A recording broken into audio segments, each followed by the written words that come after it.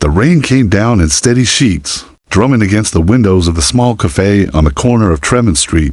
Outside, the morning was all gray skies and shimmering puddles, tires hissing over wet asphalt. Inside, the air carried the mingled scents of espresso, damp wool, and cinnamon pastries cooling in their trays. A low hum of jazz floated from the radio near the register, its melody soft enough to be mistaken for the rhythm of the rain. Ella moved behind the counter with quiet precision. She was 25, but looked younger, thin in a way that suggested more skip meals than fashion. Her blonde hair was scraped back into a ponytail, wisps falling loose at her temples. The apron she wore had seen better days, faded from wash after wash. A small tear near the pocket stitched clumsily with blue thread. She pressed her cloth to the counter, polishing the surface with slow, deliberate circles. Her co-workers joked she had the patience of a saint, but really it was habit. When you learn to carry your weariness silently, your hands found ways to stay busy. The cafe was nearly empty, just a student hunched over a laptop by the window, and an elderly man sipping tea in the corner. Then it came, sharp and sudden, a baby's cry, piercing the steady stillness like glass shattering. Ella's head lifted, brows drawn together as she turned toward the sound. The door had opened without her noticing. A man stood there, tall, sharply dressed, water beading on the shoulders of his charcoal coat.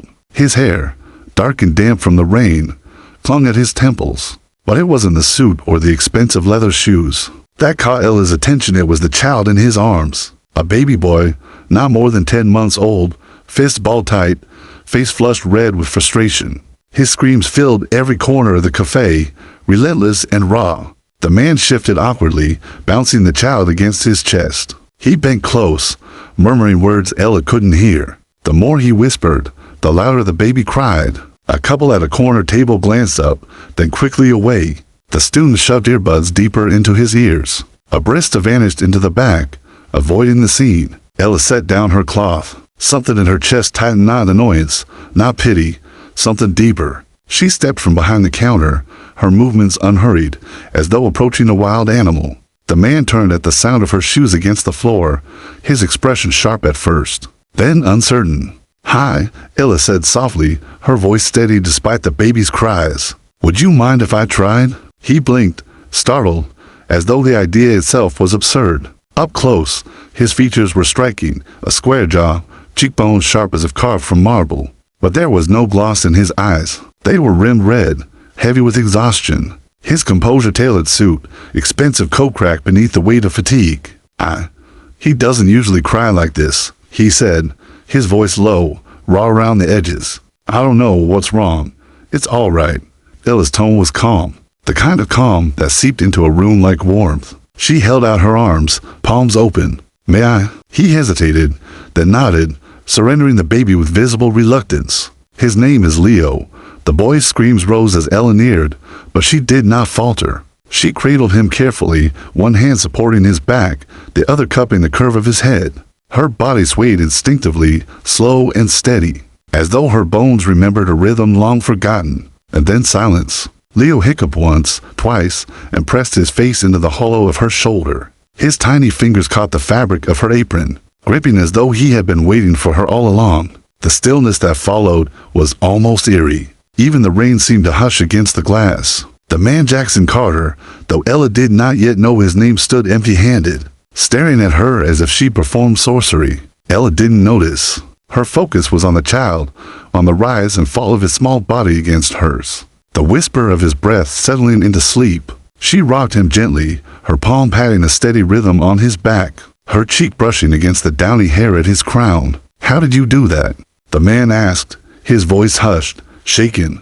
Ella glanced up, pushing a stray strand of hair from her face with her shoulder. "Sometimes they just need a calm heartbeat." Jackson said nothing. He only watched, struck silent by the sight of his son asleep in a stranger's arms. Ella lingered a moment longer than she should have. Her gaze softened, her cheek resting against Leo's tiny head. For the briefest second, her eyes flickered with something heavy, something hidden, a sorrow no one in that cafe could name. She closed it off quickly, masking it with a faint smile as she looked back at Jackson. "Do you want me to hand him back?" she whispered. But Jackson shook his head, dazed, as if afraid to break the spell. "No, not yet." And so she held the boy, rocking gently, her steady presence dissolving the storm that had carried him in. Only the faint trace of longing in Ella's eyes betrayed that this was not the first time. She had quieted a baby's cries and that once, long ago, she had held another just as close, asterisk the storm had eased by afternoon, though the streets still wore their sheen of rain, and the cafe smelled of damp wool and strong coffee. Ella stood at the sink, sleeves rolled to her elbows, red hands plunged into soapy water. The rhythm of her work was comforting, steady, a reminder that life could be predictable in at least this one corner of the world. She had almost forgotten the moment from earlier, the exhausted stranger, the baby who had melted against her chest when the bell above the door jingled again. She turned, half expecting another regular drifting in for their evening fix. Instead, he was back, the tall man, his coat still immaculate despite the weather, though the faint shadows under his eyes betrayed sleepless nights. He had no stroller this time, no child in his arms, just his presence filling the cafe like an unexpected gust of cold air. Ella stiffened, instinct urging her back behind the safe barrier of the counter. "You're back," she said, her tone even, though her pulse quickened. "I didn't get your name earlier." His voice was low, precise, but not cold. There was something searching in it, as though he were unpracticed at asking for things he wanted. "Ella." He repeated it softly, as though testing the sound on his tongue. Then his gaze shifted, sharper now, pinning her in place. "Ella," he said again, more certain this time. "I came to ask you something, and I realized it might sound odd." She crossed her arms lightly, bracing herself. Men in suits rarely wanted anything simple. "My son, Leo." His jaw flexed as though the words themselves carried weight. "He doesn't settle with anyone. Not his nanny. Not even me. Sometimes. But with you." He trailed off, eyes narrowing slightly, remembering the silence after hours of screams. "With you," he calmed. Instantly, "I've never seen anything like it." The admission hung between them, vulnerable in its rawness. Ella swallowed, her instinct warring with unease. Babies cry. Sometimes they just need a new face. It wasn't just that, he said quickly. There was something different. The certainty in his voice made her uneasy. She shifted her weight. "And what exactly are you asking?" "I want you to be with him. Not full-time," he added when he saw her browsing it. "Just a few hours a week. Enough so he doesn't." His words faltered, and for the first time, his confidence cracked. He looked away, almost ashamed. "Enough so he doesn't feel alone." The cafe seemed to still. Even the coffee machine in the back let out a low hiss, as though punctuating the moment. Ella shook her head, forcing herself to hold his gaze. "I'm not a nanny, and I don't get involved with," she hesitated, choosing the right words carefully, "people who live in a different world." Something shifted in his expression then, a tightening of his jaw, the faintest flicker of disappointment quickly masked. He nodded once, a sharp movement, as though sealing the matter. "I understand." He reached into the inside pocket of his coat. Ella's eyes narrowed, bracing for a business card again, some sterile token of obligation. But when he drew his hand out, it held a small envelope instead. "I want you to have this," he said, placing it gently on the counter. Her lips parted, a protest already forming. "I don't just open it when you're alone," he interrupted, his tone calm but firm, the kind of voice that closed negotiations before they could begin. No expectations. Before she could answer, he turned and left, the bell jingling faintly in his wake. The door swung shut behind him, the silence he left behind louder than the storm outside. Ella stared at the envelope for a long moment. Something in her gut told her to throw it away, to pretend none of this had happened. Rich men left tips, sometimes favors, sometimes wreckage. She had no interest in owing anything to anyone like him. But her fingers betrayed her. They slid the envelope beneath the register, where it waited like a secret. Hours later, after closing, when the cafe was silent and the city's neon glow spilled faintly through the cracks in the blinds, Ella sat on the narrow bed in her apartment. The envelope lay in her lap. She almost tore it almost tossed it into the trash. Instead, she opened it with careful hands.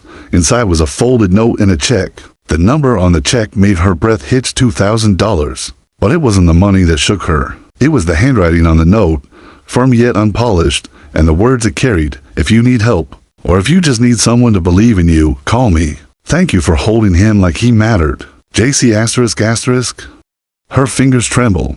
It wasn't the check she clutched, but the paper, those last 3 words etched into her chest. Like he mattered. No one had said that to her before. Not about Noah. Her throat tightened. She folded the note carefully, slipping it back into the envelope as though it were something fragile. She didn't cry, her tears had long ago burned out, but she sat there for a long time, staring at the shadows on the wall, wondering why a stranger's words hurt more than her own silence ever had. When she finally turned off the light, the city hummed faintly beyond the cracked window, and in the corner of the room, tucked away on a shelf she rarely touched, a wooden box seemed to call her name.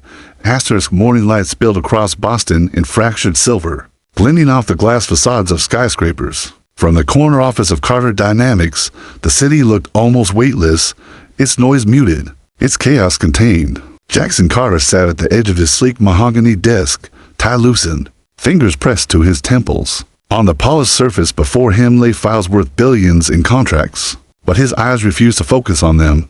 His phone buzzed once, twice, an endless stream of emails, market updates, meeting reminders. He silenced it with a flick of his thumb. For all the noise of his empire, his mind kept circling back to a rain-slick cafe, a blonde waitress, and the sight of his son finally sleeping in someone else's arms. He hated how often the image returned. Ella, soft-spoken, ordinary, with her frayed apron and pale hair pulled back in no-nonsense practicality, had done what he could not.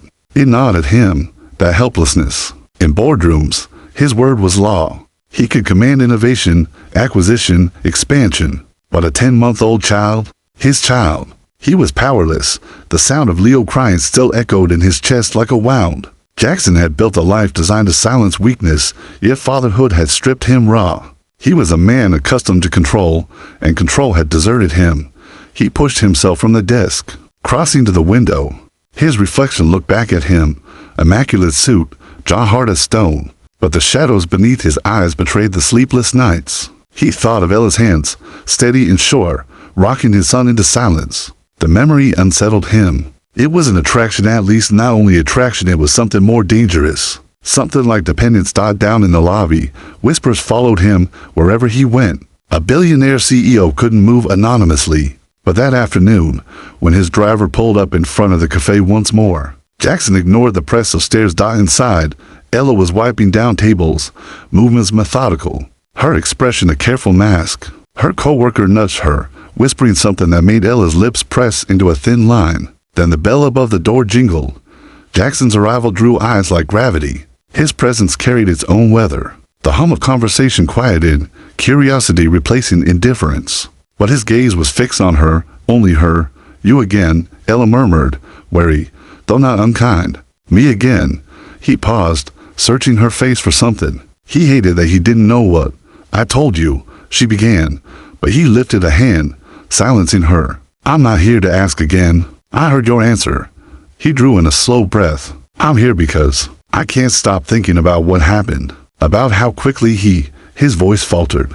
How quickly Leo trusted you." Ella swallowed, her heart knocking against her ribs. The way he said it, as though trust was rarer than air. For a moment, neither spoke. Then he added, lower, "You don't know what that meant." She wanted to say she did. She wanted to say she knew too well what it meant for a child to breathe steady against your chest, for that trust to feel like the whole world.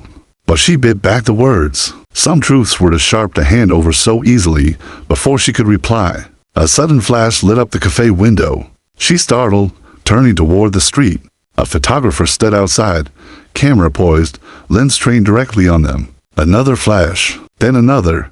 Jackson's jaw tightened. He was already moving toward the window, his posture rigid, protective. But the damage was done. In the space of minutes, Ella's quiet world had been invaded. Her coworker hissed from behind the counter, "Oh my God, they're taking pictures." "Do you know what this means? You're going to be in the papers." Ella's stomach dropped. The last thing she wanted was her face plastered beside his name, dragged into a world of glossy headlines and relentless speculation. She didn't belong there. She couldn't survive there. Jackson turned back to her, his expression taut, almost apologetic. Though apology was a language men like him rarely spoke. "I didn't intend for this. I should have." He stopped himself, frustration flickering in his eyes. "They'll twist this. They always do." Ella gripped the rag in her hands until her knuckles whitened. "Then maybe you shouldn't come back." The words hit him like a slap. For a moment, something raw flashed across his face, a shadow of abandonment he quickly masked. But he didn't argue. He only nodded once, curt, like a man accepting defeat. He left as suddenly as he'd come, the door swinging shut, the bell above it chiming faintly in his wake. Outside, cameras followed him down the street, snapping relentlessly. Ella stood frozen, pulse racing, cloth damp in her clenched fist. She told herself it was relief, that she wanted him gone, that she didn't need anyone, especially not him disrupting her fragile balance. But that night, long after the cafe lights dimmed and the city's hum softened, she opened the small wooden box on her shelf. The hospital bands, the baby's cap, the faded photograph. Her breath caught as she traced the face of the boy she had once held. Noah. And as she sat there in the silence of her tiny apartment, she realized with a jolt of fear that what scared her most wasn't Jackson Carter's wealth, or the cameras, or the noise of his world crashing into hers. What scared her most was how easily she had let his son curl into her arms, and how, for one fragile heartbeat, she had let herself pretend Noah had never been gone. The storm in the city had passed, but in Ella's world, it was only beginning. By morning, the cafe was buzzing in a way Ella had never seen before. Customers lingered with phones in their hands, scrolling with wide eyes. Whispers floated between tables, thinly veiled, always the same name, Jackson Carter. Someone had spotted him there, captured photographs of his tall frame leaning close to a waitress with pale hair and tired eyes. Ella's coworker shoved a phone in her face. "You've gone viral," she hissed, half in awe, half in envy. The screen glowed with a tabloid headline, "Tech Titan seen with mystery blonde in Boston cafe." Beneath, a grainy shot of Jackson by the window and Ella blurry, but recognizable standing across from him. The caption made it sound like something it wasn't.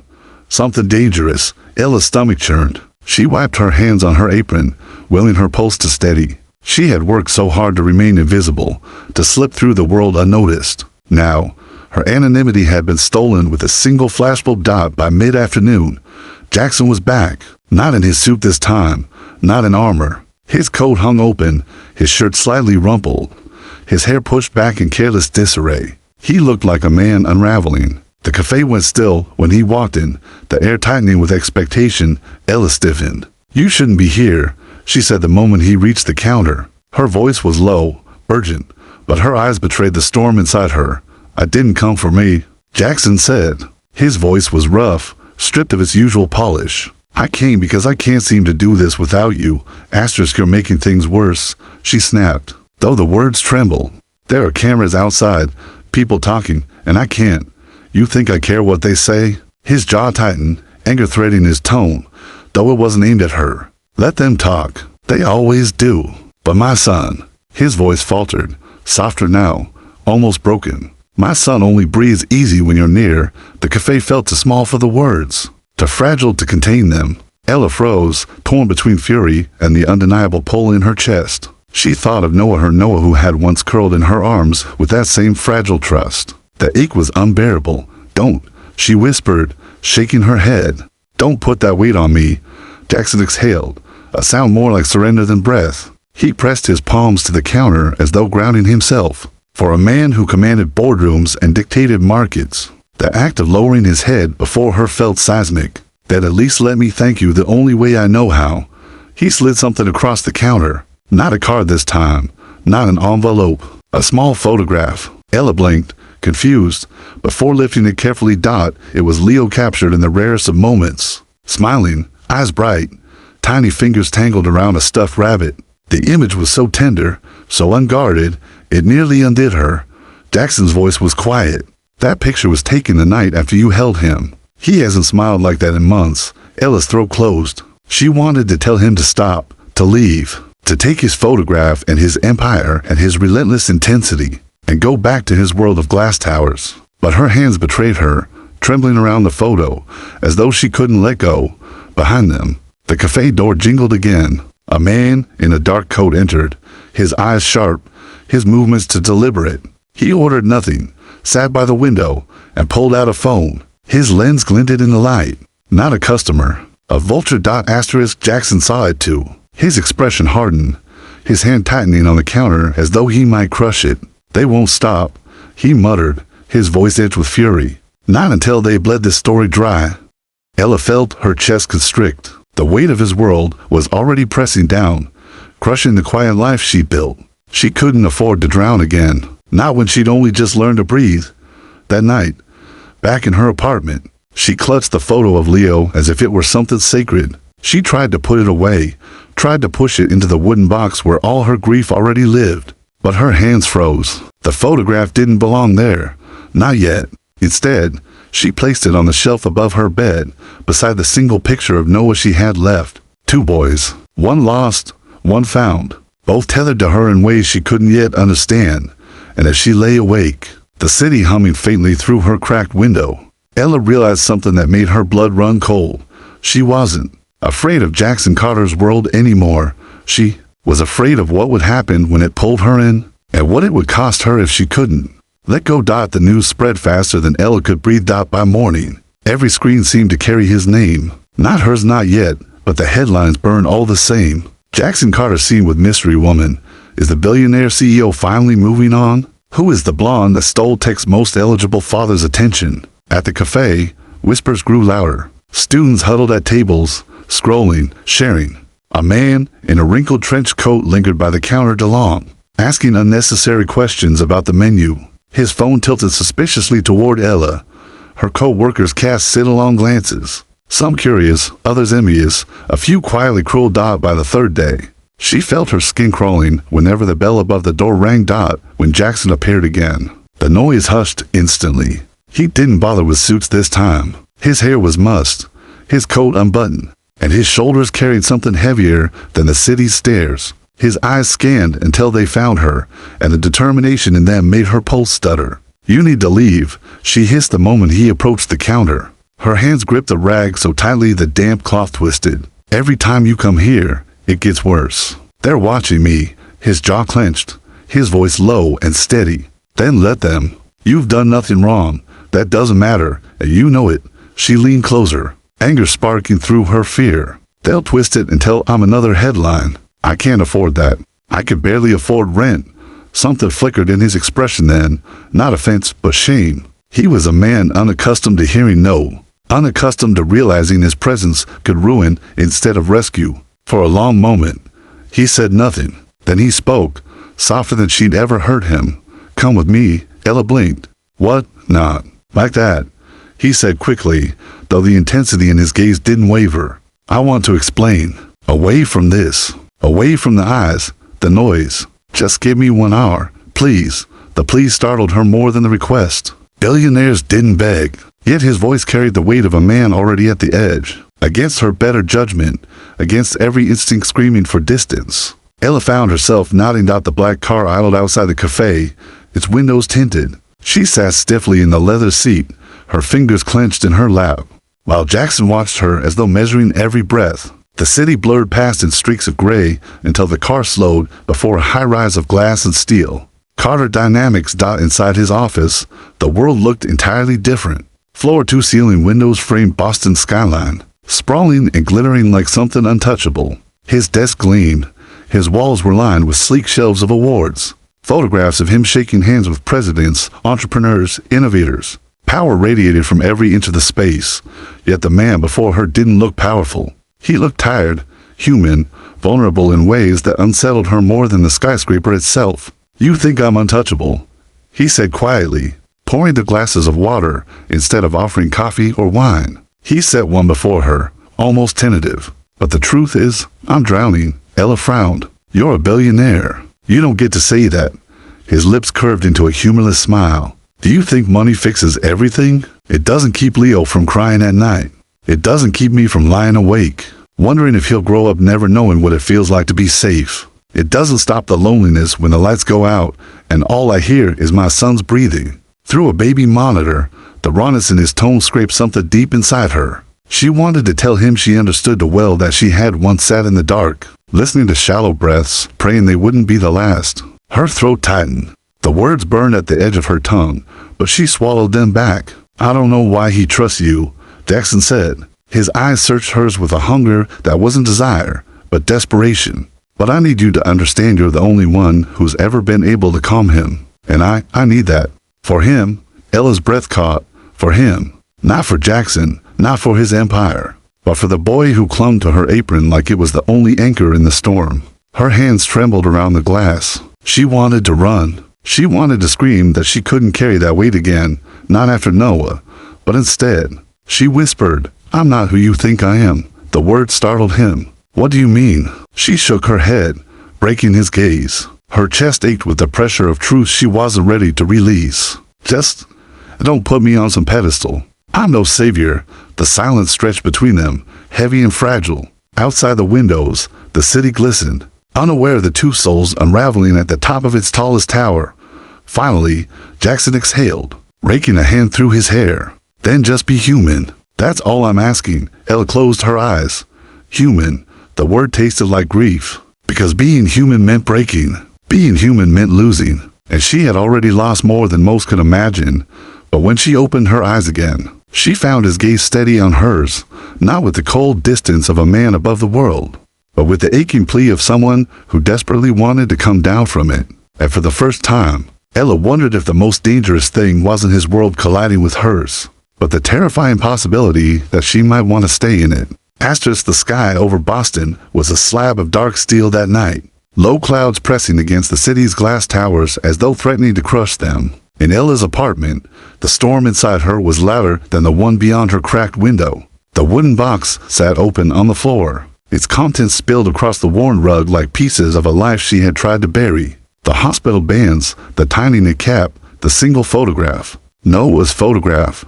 Her fingers trembled as they hovered over it, tracing her son's face without daring to touch. For days she had carried Jackson's request like a wound, his voice echoing in her mind.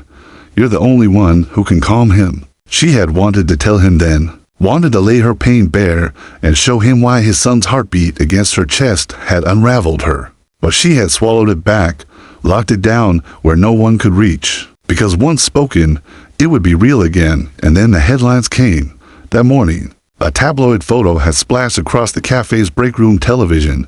Jackson leaving her door, his driver at the curb, Ella's face caught in grainy profile behind him. Mystery woman identified, waitress linked to tech billionaire. Asterisk, the customers hadn't stopped staring since. A group of college girls had giggled at her, one even snapping a photo under the pretense of checking her messages. Her manager had pulled her aside, voice tight with warning, "This place doesn't need drama. Ella, don't bring him back here." By the time her shift ended, her chest felt hollow, scraped raw. When she stepped outside into the rain, he was waiting. Jackson stood under a black umbrella, his shoulders taut, his expression unreadable. Leo wasn't with him this time. The absence felt louder than words. "You shouldn't be here," she said, her voice hoarse from a day spent pretending she couldn't hear the whispers. "I know," he admitted, "but I didn't know where else to go." Something in his tone broke her guard. He wasn't the CEO now, not the billionaire with a glass fortress and an empire under his command. He was just a man in the rain, looking at her like she was the last solid thing in a world that was crumbling. Her throat tightened. "This has to stop. I can't. I don't care what they say about me," he interrupted, stepping closer, rain slicking across his dark hair. "But you looked at Leo like he mattered. No one else has ever done that. Not even his mother." Asterisk, the word stunned her. Not even his mother. Ella swallowed hard, her defenses cracking. She thought of Noah, of nights spent in a sterile hospital room where no one looked at her baby like he mattered, where she had begged strangers to see him and not just his defect. She pressed a trembling hand to her mouth. "Stop," she whispered, shaking her head. "You don't understand." "Then tell me." His voice was raw, pleading now. "Make me understand." She closed her eyes. The storm inside her raged against the dam she had built for years. When she opened them again, she saw the weight in his gaze, the desperate need, and something inside her broke. "I had a son." The words tore from her chest like glass. Her knees nearly buckled under the force of them. His name was Noah. He lived 6 days. Asterisk, Jackson froze, his breath catching as if he had been struck. The city noise seemed to fade, leaving only the pounding of rain. Ella's voice cracked, but she pressed on, each word a knife. "Congenital heart defect. That's what they called it. Something rare, something no one could have predicted. I held him while he slept, and then I held him when he didn't wake again. And when they took him away, I went back to work. I never told anyone. Not my boss, not my landlord, no one. Because once you say it out loud, people look at you like you're broken." Her shoulders shook, though no tears came. Her body had long ago forgotten how to cry. For a moment, Jackson said nothing. His face was unreadable, caught between shock and something deeper, heavier. Then he stepped closer, slow, as though approaching a wounded animal. "You're not broken," he said softly. "You're the strongest person I've ever met." She let out a brittle laugh, shaking her head. "Strong? I couldn't even keep him alive." Jackson's jaw tightened, his own voice unsteady now. "You gave him love. More love in 6 days than most people get in a lifetime. Don't you dare call that failure." The rain plastered her hair to her face, but she couldn't look away from him. In his eyes she saw not pity, but something more dangerous: recognition. A man who knew loneliness, who knew what it was to hold something fragile and fear losing it every second. For the first time since Noah's death, Ella didn't feel alone in her grief, but that terrified her even more, because closeness meant risk, and risk meant losing again. Jackson reached for her hand, his fingers warm despite the cold rain. She didn't pull away, not yet, but her heart thundered with a warning she couldn't ignore. This was only the beginning, and somewhere in the back of her mind, buried under the ache of her confession, a new terror began to stir. Because what if Leo's sweet, fragile Leo wasn't as safe as Jackson believed? Asterisk, the storm had broken, but the air in Boston was heavy, humid, almost electric, as if the city itself was holding its breath. Ella felt the same weight pressing down on her chest. After her confession to Jackson, she had tried to retreat, to rebuild the wall she had torn open, but it was too late.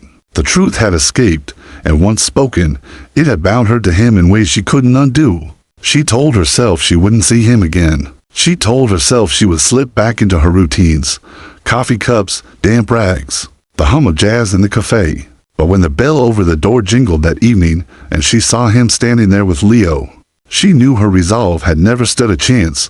Leo squirmed in his father's arms, his tiny fists waving. His skin looked pale, almost translucent under the cafe lights. Ella's breath caught. Something about the boy's movements, to restless, to labored, pricked at her memory like a needle. "Would you mind?" Jackson asked quietly, as though it were now a ritual between them. She reached for the child, without thinking, her body moving before her mind could catch up.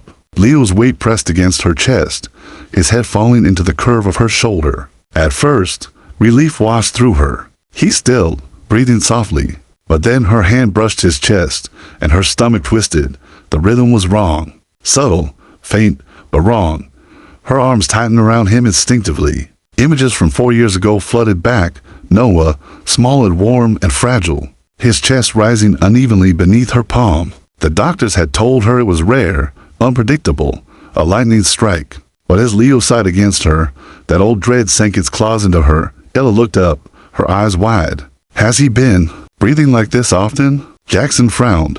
"Breathing? He's just tired. The nanny says he doesn't sleep well." She shook her head sharply, her heart pounding. "No, this isn't tired.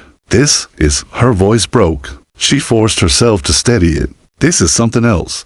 Jackson's face hardened, defensive instinct rising like armor. "What are you saying?" Her throat tightened, but she pushed the words out. "I think he has what Noah had." The cafe seemed to tilt around them. Jackson blinked, uncomprehending. "What do you mean?" Her voice cracked, urgent now. "A congenital heart defect. The same thing that..." She couldn't finish. Her grip on Leo tightened, desperate and protective.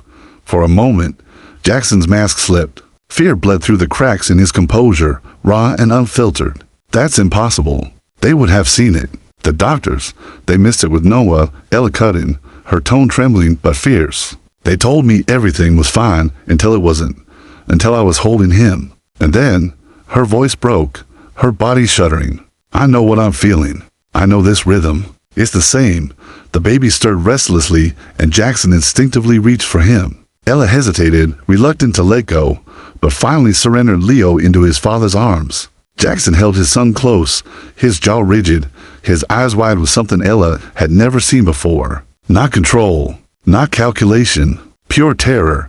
"We'll see a doctor," he said hoarsely, more to himself than to her. "Tonight, right now."